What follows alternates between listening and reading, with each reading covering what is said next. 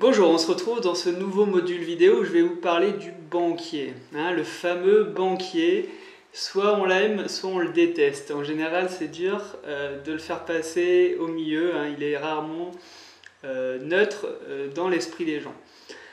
Bon, je dois le dire que c'est un interlocuteur extrêmement important pour votre projet immobilier. C'est lui qui va donner le go ou le non-go à votre projet. Et donc sans financement, pas d'investissement, pas de revenus supplémentaires, retour à votre vie normale de non-investisseur, retour au métro, boulot, dodo. Donc très important, le banquier, il ne faut pas le sous-estimer, il ne faut pas le prendre de haut non plus. Il faut, on va le voir, essayer de le convaincre, surtout de nous prêter de l'argent.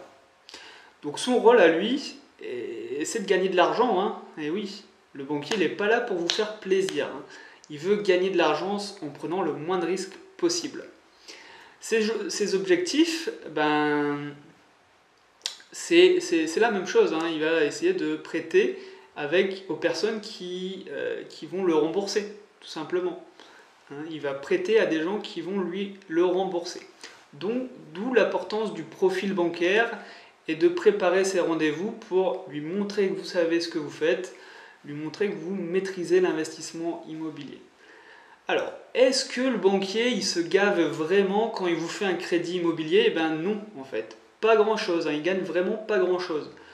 Avec les taux d'intérêt en plus qui sont particulièrement bas en ce moment, si vous faites un taux à 1%, 2% sur 150 000 euros, à la fin de l'année, ça lui fera peut-être, je sais pas, peut-être 4 000 euros, peut-être 3 à 4 000 euros d'intérêt.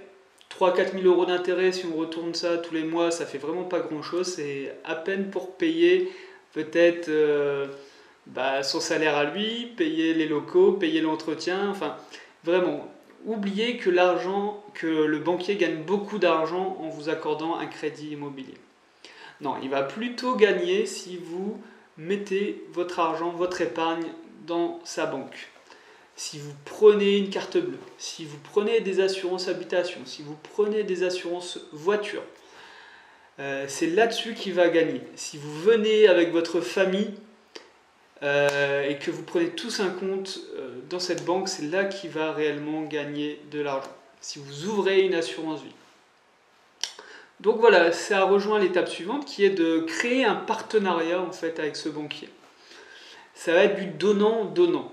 Il va vous accorder un crédit, mais vous devez aussi lui prendre des produits financiers, l'aider à réaliser ses objectifs en échange.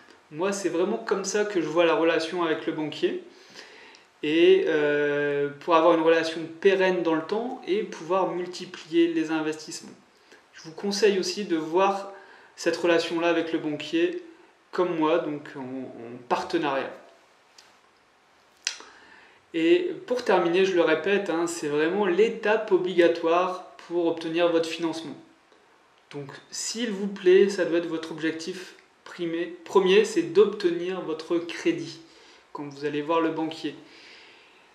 Voilà, c'était tout. De toute façon, dans le module numéro 9, financement, je rentre vraiment en détail sur comment emprunter, comment rembourser plus vite, quoi négocier avec le banquier, tous les éléments d'un prêt immobilier, c'est dans le module numéro 9, mais là vous avez un petit peu le fonctionnement d'un banquier, qu'est-ce que le banquier va rechercher et la vision avec le banquier que vous voulez avoir avec lui. C'est-à-dire travailler en partenariat comme deux entreprises en fait, tout simplement.